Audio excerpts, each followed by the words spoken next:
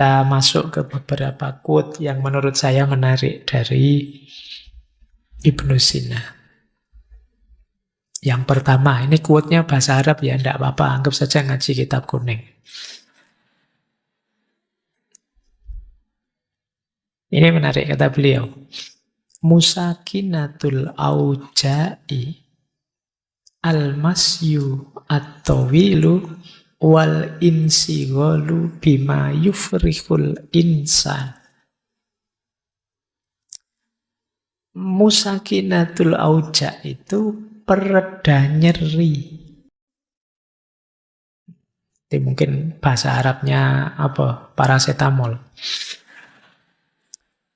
Ya, itu musakinatul auja. Pereda nyeri itu apa? Al-masyu at-tawilu, jalan-jalan. At-tawilu yang jauh. Healing. Bahasamu hari ini healing. Ya biasa, kalau kamu sedang pusing terus teman mengejak jalan-jalan yuk tak traktir langsung sembuh mesti pusing. Jadi al-masyu at-tawilu. Tapi yang menarik yang kedua, wal insighalu bima yufrihul insan. Dan menyibukkan diri dengan hal-hal yang membahagiakan orang lain. Itu bisa menghilangkan nyeri. Kalian mungkin tadi mengalami krisis-krisis jiwa, krisis mental, stres, depresi, bingung, marah, cemas, dan lain sebagainya. Coba kalian hilangkan dengan cara apa? Sibuklah berkontribusi untuk orang lain. Kecemasanmu, rasa depresimu mungkin banyak terkikis. Karena secara sekaligus ketika kamu berbuat baik pada orang lain, sebenarnya kalian sedang menegaskan dirimu bahwa ternyata aku ini penting juga ya. Ternyata aku ini ada gunanya juga ya.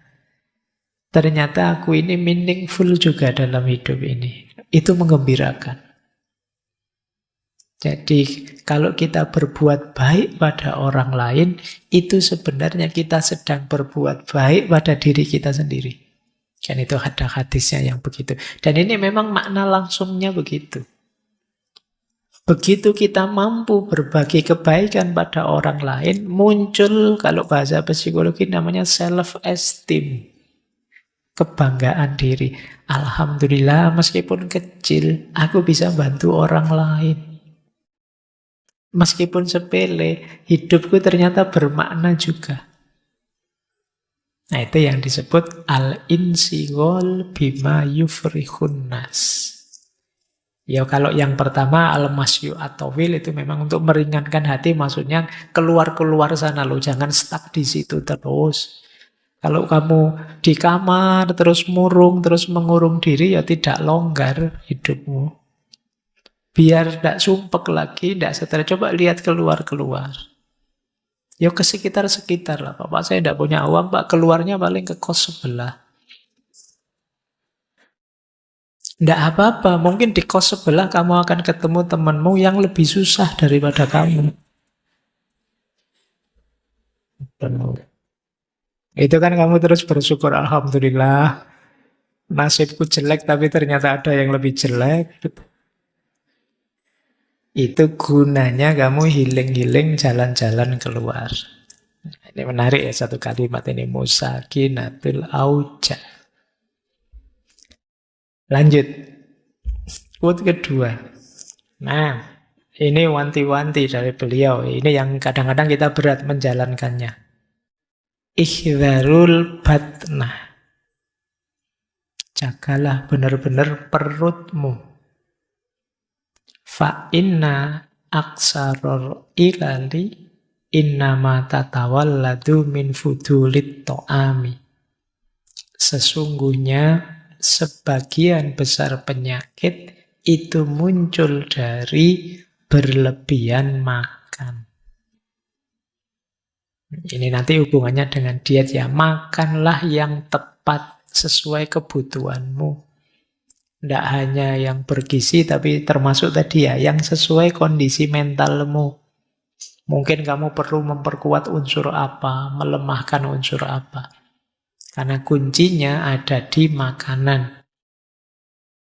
Maka peringatannya Ibnu Sina, ihdzarul batnah. Khawatirlah dengan perutmu. Jadi jaga. Karena perut kita itu sifatnya sangat toleran, terbuka. Apa saja kita masukkan, dia terima. Kalau mulut kan enggak. Mulut itu pahit kita muntahkan. Enggak enak kita lepeh. Tapi kalau perut kita isi apa saja dia oke. Makanya kita harus menjaganya dari luar. Karena di dalam dia welcome saja sih kita kasih apa. Sarapan gorengan oke. Nanti makan siang gorengan lagi oke. Malam-malam gorengan lagi oke. Seminggu 7 hari Indomie terus oke, enggak apa-apa. Dia nerima saja. Padahal kunci kesehatanmu ada di situ. Ada yang bilang perut itu otak kedua, kepala kedua kita. Jadi sebagian besar penyakit jalurnya di situ. Maka perhatikan apa yang kita masukkan ke dalam perut kita. Baik, ini quote kedua. Kita lanjutkan ngaji lagi. Al-musta'iddu lisyai' takfihi ad'afu asbabihi. Orang yang siap. Boleh juga diterjemahkan orang yang sedia, orang yang mau terhadap sesuatu, itu takfihi cukup baginya ad'afu asbabihi. Sebab yang paling lemah, paling ringan, tidak masalah. Misalnya begini loh. Kalian misalnya tadi disuruh olahraga, disuruh mengatur makan yang tertib, disuruh apa saja macam-macam tadi yang disuruh ya. Itu kalau memang teman-teman mau, tidak perlu alasan banyak. Tidak perlu bikin argumen ini itu, jalan sudah. Tapi kalau dasarnya memang ogah-ogahan, tidak mau, diberi alasan berapapun tidak cukup. Dasarnya memang tidak mau. Disuruh olahraga misalnya, wah alasanmu banyak. Pak, yang rajin olahraga tiba-tiba meninggal juga banyak. Yang rajin olahraga tapi terus sakit-sakitan juga ada. Kamu akan cari 1001 alasan karena aslinya kamu tidak mau memang. Jadi ini mungkin untuk pelajaran kita ya, kalau kamu ngajak-ngajak temanmu apa, entah itu untuk kebaikan apa, acara apa, kok dia nyari 1001 alasan untuk tidak ikut dan tidak mau, jangan kamu paksa, itu memang dia tidak mau. Yuk, ikut yuk jadi panitia ini, ikut ngurusi ini yuk. Wah, saya besok ada jadwal kuliah. Enggak kok, tadi dosennya bilang besok kosong kok. Oh iya ya, saya lupa, besok saya mau ada acara apa gitu. Itu sebenarnya ya kamu pahamlah dia enggak mau. Kalau dia mau, al-musta'id lisyai'. Kalau dia memang siap dan mau, enggak perlu alasan berat, enggak perlu alasan banyak-banyak. Ad'afu asbabihi cukup. Alasan paling sederhana, mungkin juga sepele pun cukup. Ini sebenarnya sindiran ya. Mungkin sebagian besar yang saya sampaikan tadi kalian setuju, tapi kenapa kok tidak jalan? Karena kalian tidak mau dan tidak menyiapkan diri. Makanya terus mencari dalih saja, mencari alasan saja. Oke, itu sindiran ya buat kita. Lanjut. Nah, ini agak filosofis. Ufaddilul hayat al-qasirah wal wasi'ah alal hayatid doyikoh wat tawilah.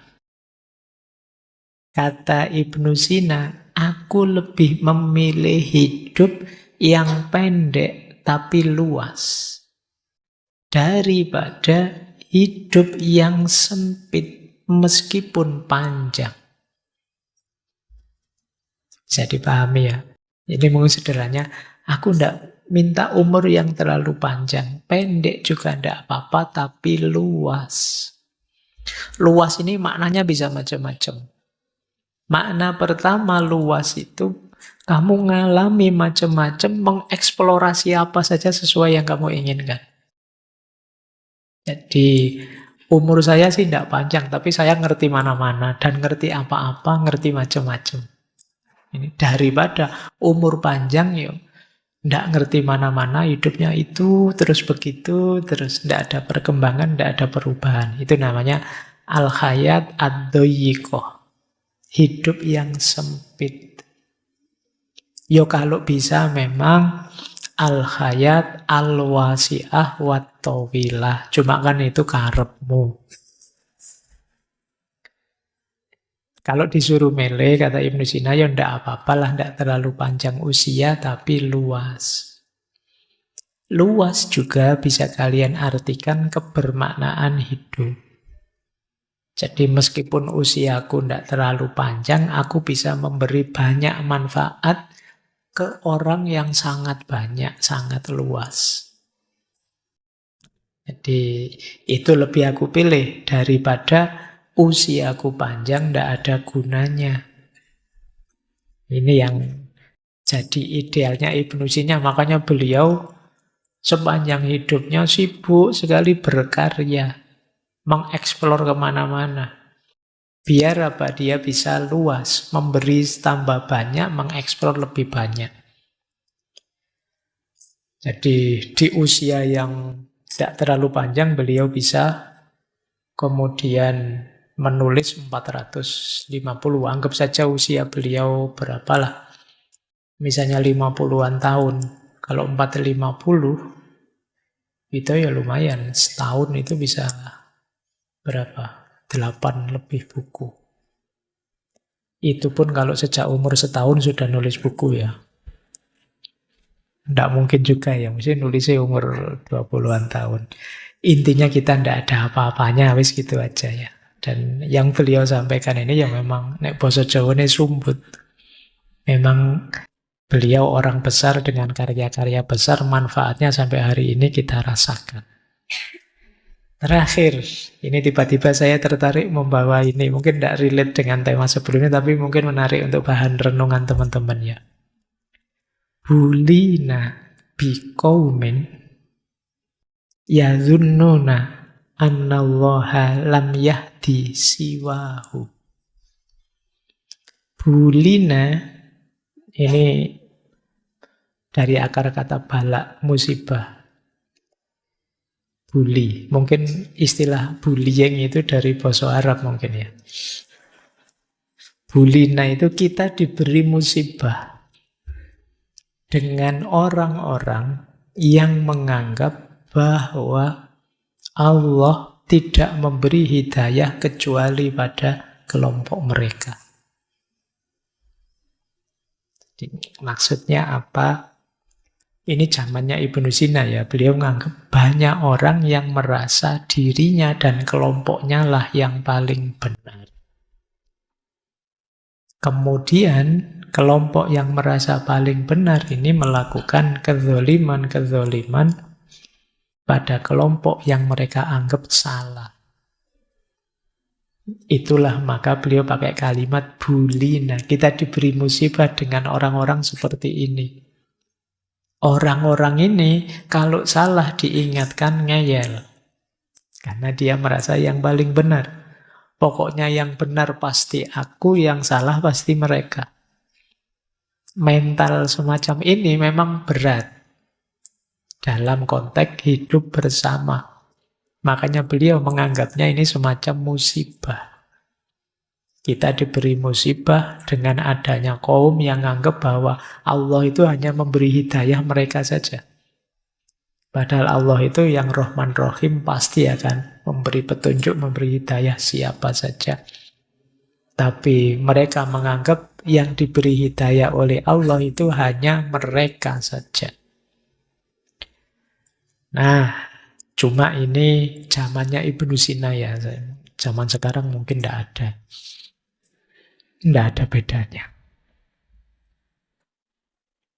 Baik. Ya ini tiba-tiba saya lihat quote ini kok menarik saya bawa. Untuk bahan renungannya teman-teman. Tidak untuk nembak orang lain ya. Untuk introspeksi kita. Jangan-jangan kita orang itu. Jangan-jangan musibah itu kita. Betapa ruginya kalau kita hidup sekali ternyata jadi musibah bagi orang lain. Dengan karakter ngeyel kita, merasa benar sendiri kita.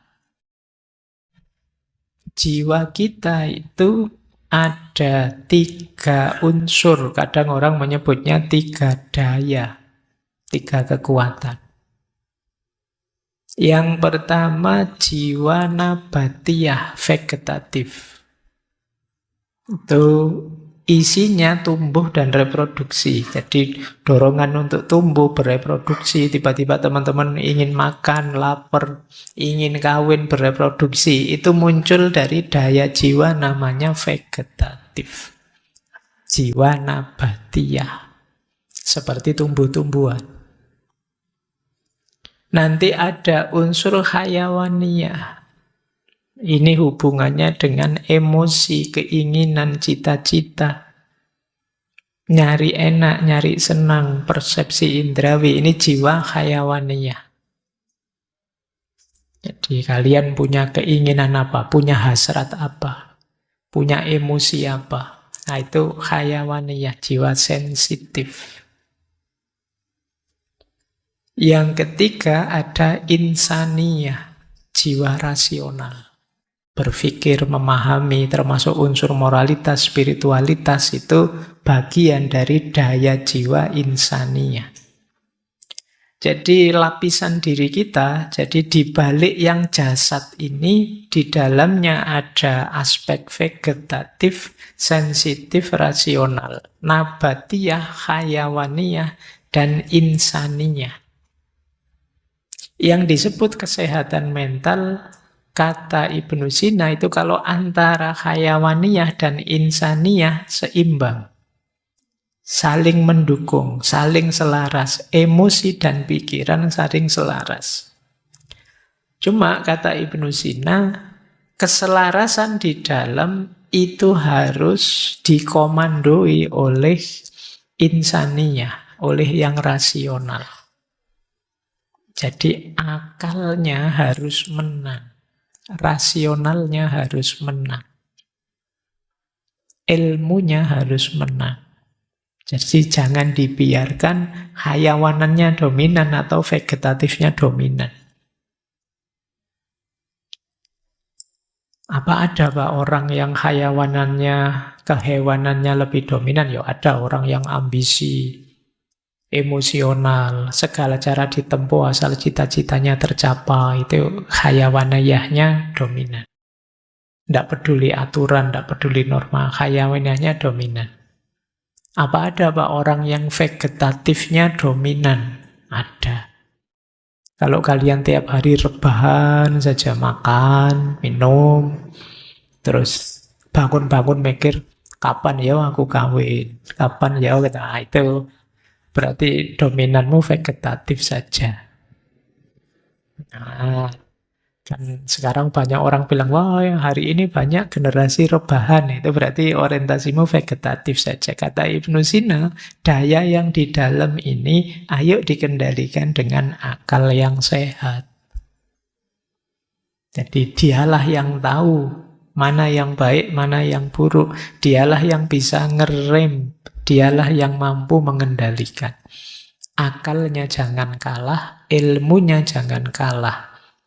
Cuma syaratnya tadi, akalnya harus jernih, pikirannya harus jernih. Ya kalau pikiranmu sudah kacau, ya sulit. Pikiran bisa mengendalikan. Jadi ini kesehatan di dalam. Makanya kata beliau, akal itu perannya 3, kalau bisa ya. Dia harus mengendalikan. Yang pertama mengendalikan emosi, yang kedua mengendalikan hasrat, yang ketiga memahami nilai. Ini tugasnya akal. Mengendalikan emosi ya mengendalikan marah, sedih, takut. Kalau kalian mengalami itu, ayo dikalahkan itu dengan pikiran yang rasional. Kok aku marah sampai segitunya ya, rugi aku. Padahal wong hal kecil saja saya marah sebesar itu, efeknya luar biasa. Wah emang kalau gitu janganlah, jangan marah yang berlebihan. Kok aku sampai setakut itu ya? Padahal kalau saya takut, saya akhirnya mundur, nggak mau maju lah. Kalau saya nggak mau maju, saya dapat apa? Sudahlah maju saja, resiko nanti kita bahas belakangan. Ini akalmu menang. Jadi kalau kalian bisa menjadikan akal ini yang mengkomando, ya hidupmu akan lebih bahagia. Jadi yang pertama pengendali. Yang kedua mengendalikan hasrat, ngerem hasrat. Ini hasrat ini kadang kita pakai istilah nafsu. Yang bisa ngerem nafsu itu harus akal. Misalnya tiba-tiba, apa ya, pacarmu misalnya WA, nginep yuk misalnya. Yuk kan, terus pikiranmu macem-macem kan, wah ini. Tapi kalau akal sehatmu jalan, ndak ah, wong kita belum apa-apa, belum siapa-siapa. Enaknya sebentar, resikonya panjang misalnya. Ini akalmu menang. Tapi kalau akalmu kalah, ya wassalam, besok viral mesti. Jadi perhatikan akalmu harus selalu waspada. Baik, yang terakhir akal mampu memahami dan mengenali nilai-nilai. Oh ini baik, ini buruk. Nah yang benar ini keliru. Ini akal harus selalu memilihkan. Jangan dipilihkan oleh nafsu. Dipilihkan oleh ketamaan, dipilihkan oleh hasrat ingin menguasai, dipilihkan oleh dorongan seksual dan lain sebagainya. Tapi pastikan yang milih itu akal. Syaratnya akal harus sehat. Ya, jadi batin kita yang 3 lapis tadi, semoga pengendali dan rajanya adalah akal. Karena kalau yang menang yang lain-lain, kalau yang menang yang vegetatif itu biasanya kita cenderung hidup ini nyari enak saja, ndak mau ndak enak. Kalau kita ada di yang sensitif hayawaniyah, itu ambisius. Kadang menghalalkan segala cara, ndak tahu kapan berhentinya, pokoknya nabrak terus, maju terus. Nah, yang terakhir yang harus menang, daya insaniyah. Disitulah kita jadi manusia. Karena kalau yang di yang pertama, yang nabati itu kita jadi tumbuhan saja, belum jadi manusia. Kalau di hayawaniyah kita jadi hewan.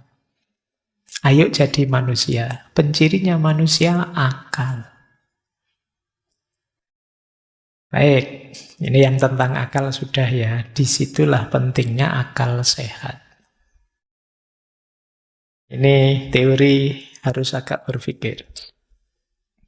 Sekarang ayo kita kenali istilahnya Ibnu Sina namanya mizaj. Mizaj itu namanya campuran. Jadi dalam diri kita itu ada 4 cairan, 4 unsur-unsur. Unsur ini sifatnya materi, tapi menentukan mentalitas kita, menentukan kualitas diri kita. Ayo kita cek ya, pelan-pelan saja. Jadi dalam diri kita itu ada elemen dasar. Air, api, tanah, udara. Avatar ya. Yo itu mungkin yang bikin. Ini teori ini dulu teman-teman boleh merefer ya. Karena memang ini mempengaruhi Ibnu Sina. Ini dari Hippocrates. Hippocrates itu terus dilanjutkan oleh Jalinus Galen. Diambil oleh Ibnu Sina. Tentang cairan tubuh. Yang mempengaruhi mental kita. Juga fisik kita. Ya, cairan tubuh itu istilahnya humor. Kalau di situ ada tulisan humor jangan dibaca. Wah itu lucu-lucuannya, bukan itu. Humor itu cairannya. Jadi diri kita itu ada 4 unsur. Air, api, tanah, dan udara. Air sifatnya basah. Dalam diri kita diwakili oleh cairan namanya sauda. Sauda itu empedu hitam. Api sifatnya panas. Dalam diri kita itu diwakili oleh cairan dam, darah. Kemudian ada unsur tanah. Sifatnya kering. Diwakili oleh empedu kuning, namanya sofro. Dan udara sifatnya dingin. Diwakili oleh lendir atau dahak, namanya balghaum. Ini cairan. Kita semua punya 4 ini. Biasanya setiap orang ada yang dominan. Cairan-cairan itu. Jadi kalau kita ingin mental kita seimbang, sebenarnya yang 4 ini kita buat seimbang. Tapi pasti ada salah satu yang dominan.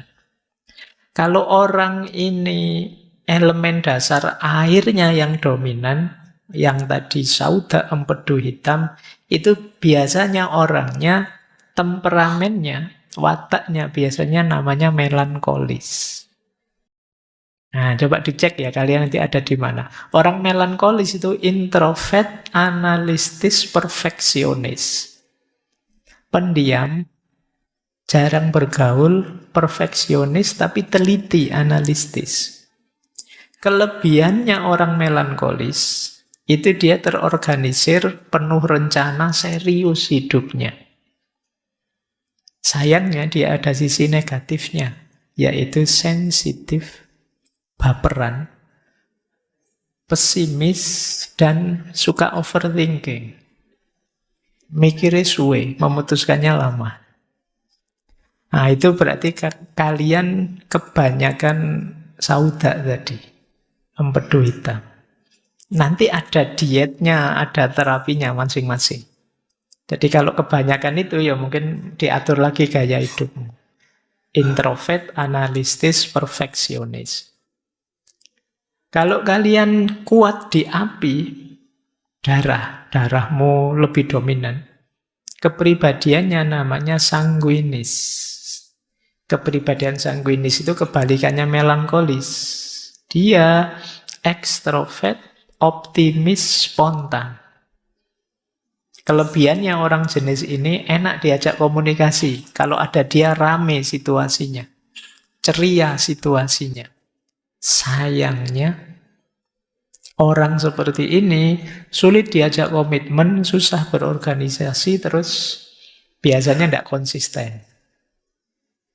Jadi tipe ini kalau jadi supporter enak. Rame dia. Kalau buat rame-ramean enak. Tipis sanguinis. Ini kuat di dam atau darah. Ciri panasnya. Kemudian ada kalau yang dominan unsur tanahnya. Empedu kuning atau sofro. Ini temperamennya namanya tipe koleris. Tipe koleris ini orangnya tegas. Enak jadi leader, ambisius. Kelebihannya dia fokus, pekerja keras, pinter memutuskan. Sayangnya, tipe koleris ini agak arogan. Ingin dominan, karena dia punya karakter leader, jadi dia ingin menguasai.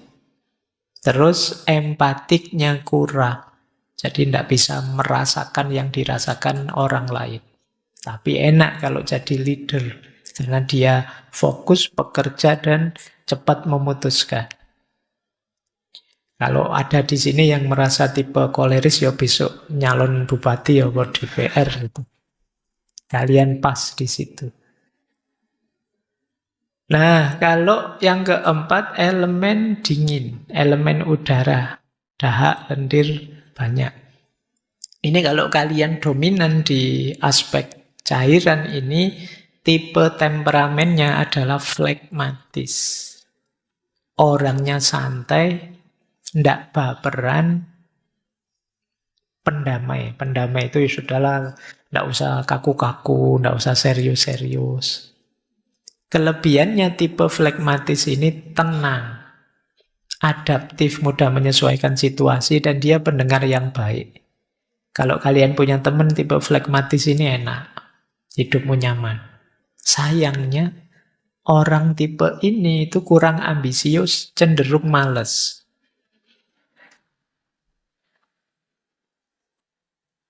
Iya. Pokoknya pinginnya santai-santai. Terus ya namanya santai ya udah bisa digas pokoknya. Pingin nyaman saja. Ayo ya, coba dicek ya. Kalian ada di tipe mana? Kalian melankolis, sanguinis, koleris, apa flegmatis? Kita semua ada unsur itu, tapi yang dominan yang mana? Itu nanti menentukan karakter kita, temperamen kita. Yo nanti ketika sudah sangat tidak seimbang cairan-cairan ini, nanti yo ada nanti di kitabnya Ibnu Sina itu yo untuk meningkatkan ini melankolisnya dikurangi makan ini ditambah makan ini biar tidak terlalu melankolis. Biar tidak terlalu sanguinis ya banyak makan apa dikurangi makan apa itu nanti ada. Cuma tidak saya tulis di sini satu-satu nanti waktunya habis. Jadi ini namanya mizaj. Jadi mizaj itu 4 cairan yang terkombain dalam diri kita. Masing-masing dengan ciri dan karakternya. Ada basah, ada panas, ada kering, ada dingin. Dan salah satu pasti dominan.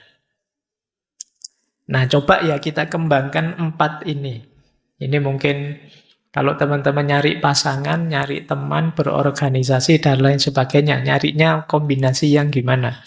Ya kita jelajahi satu-satu. Kita pahami dulu hubungan antara batin dan lahir, jiwa dan tubuh dalam pikirannya Ibnu Sina. Jadi Ibnu Sina punya pandangan secara umum begini. Yang pertama, jiwa itu penggeraknya tubuh. Jadi jiwa adalah prinsip kehidupan. Kita itu kalau hanya jasmani saja, tidak ada jiwa, namanya bukan manusia. Tanpa ada jiwa, tubuh itu hanya materi yang tidak punya kehidupan. Kalau kalian misalnya tiba-tiba lihat tergeletak sesosok manusia yang tidak ada nyawanya, tidak ada jiwanya, kamu mendekat atau lari? Mesti ngeri kan kamu. Ini secantik apapun, seganteng apapun, kalau tidak ada jiwanya, kita menyebutnya bukan manusia, karena jiwa itu adalah penggeraknya tubuh.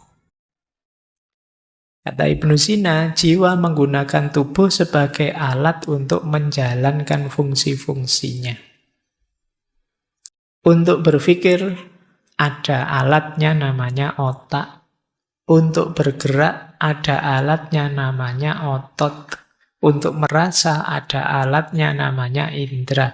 Otak, otot, panca indera, itu kan fisik, tubuh.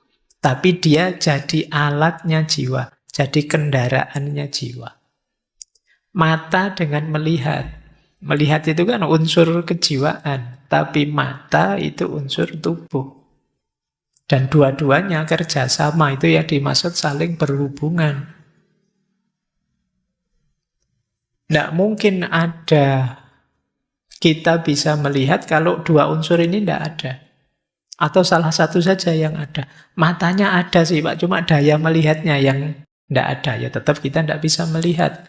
Daya melihatnya ada Pak, tapi tidak pakai mata Pak. Itu mata batin atau mata apa gitu. Tidak bisa, ya tetap tidak jalan.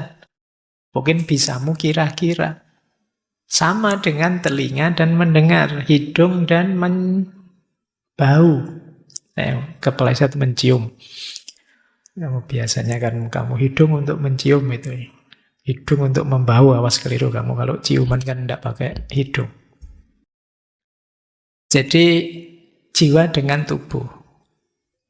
Nah, tapi yang kedua jangan lupa juga tubuh itu wadahnya jiwa. Kalau tidak ada tubuh, tidak ada yang jasmani, jiwa juga tidak berarti. Tadi kalian ketemu jasad saja, tidak ada nyawanya, lari. Apalagi ketemu jiwa saja, tidak ada jasadnya. Kamu tambah ngeri mesti. Gitu loh. Jadi jiwa itu wadahnya tubuh. Bahkan nanti saling mempengaruhi. Ini ternyata ya memang dekat, saling berhubungan. Maka jangan disepelekan. Pak, saya filsafat saja Pak, urusan materi, urusan jasad itu loh. Tapi kalau tidak ada jasad, bahkan pikiranmu tidak ada wadahnya. Ya otak itu kan bisa dicek, bisa dilihat, bisa itu ya kerja berpikir ada di situ. Kalau tidak ada itu ya, tidak ada hubungannya Pak otak sama mikir, ya coba otakmu dibuang. Wong kamu kebentur sedikit saja puyeng yo, terus pikiranmu kan terganggu. Jadi ini dua-duanya saling berhubungan. Makanya kemarin di Epikuros itu ya nomor satu tetap sehat. Sepinter apapun kamu kalau tidak sehat, tidak ada gunanya. Kamu hafal kitabnya Aristoteles tadi, tapi terus tiap hari batuk, tiap hari puyeng, tiap hari pusing, ya metafisikanya Aristoteles tidak ada gunanya. Lebih berguna paramek atau apa gitu. Kalau kamu sedang sakit. Ya, baik. Jadi ini dua prinsip awal, hubungan jiwa dan tubuh. Kemudian, ini yang tadi kita sebut psikosomatis ya. Jiwa mempengaruhi tubuh, dan juga tubuh mempengaruhi jiwa. Emosi, pikiran, kondisi mental mempengaruhi jasmani kita. Kalau kita stres, cemas, kemudian perutnya mules, kepalanya pusing, tekanan darahnya naik, nah itu pengaruh jiwa terhadap tubuh. Makanya ada peribahasa di dalam tubuh yang sehat, ya terdapat jiwa yang sehat juga, mens sana in corpore sano. Saya lupa itu dulu ada filosofi yang punya teori itu. Sebaliknya juga begitu. Kalau kita tubuhnya tidak memadai, sedang capek, sedang lelah, sedang lapar, sedang lesu, ya tidak bisa berpikir. Jadi mekanisme yang di dalam tidak bisa. Baik, jadi ini sedikit uraian saja tentang hubungan antara jiwa dan tubuh. Kuncinya tetap ya, yang di dalam harus dikendalikan oleh pikiran kita. Pikiran kita yang kata Ibnu Sina begini, saya tadi ngutip quote menarik. Inna kuwatal fikri qadirotun ala ihdasil marodi wasyifai minhu. Sesungguhnya kekuatan pikiran itu mampu melahirkan penyakit dan juga menyembuhkannya. Nah, ini dasarnya pikiran, dasarnya akal tadi. Kalau pikiran kita positif-positif, kita lebih ceria, lebih segar, lebih sehat. Tapi begitu pikiran kita negatif-negatif, ya kita akan sakit. Jadi pikiran jadi kuncinya. Kalau teman-teman serba paranoid, mikirnya negatif terus, ya mungkin bisa sakit beneran. Ini saya kok berkeringat ya, sumuk ya, jangan-jangan jantungku bermasalah ini. Terus kamu gelisah mikir, padahal ya memang sumuk sejak tadi hujan nggak jadi-jadi. Tapi karena pikiranmu negatif, ya nanti lama-lama detak jantungmu meningkat, tekanan darahmu meningkat, ada pressure dari dalam, bisa sakit beneran. Jadi pikiran, kata Ibnu Sina, qadirotun ala ihdasil marad, mampu melahirkan penyakit. Demikian juga dia bisa menjadi obat. Kadang-kadang kamu pusing-pusing sedikit, enggak apa-apa, pusing kayak gini biasa kok, masih bisa jalan. Tapi kalau pusing sedikit, wah ini jangan-jangan gejala stroke ini. Mungkin saya, itu sudah kamu tidak berani gerak, sudah. Jadi sakit beneran. Baik, maka kendalikan pikiranmu karena banyak penyakit yang muncul dari pikiran.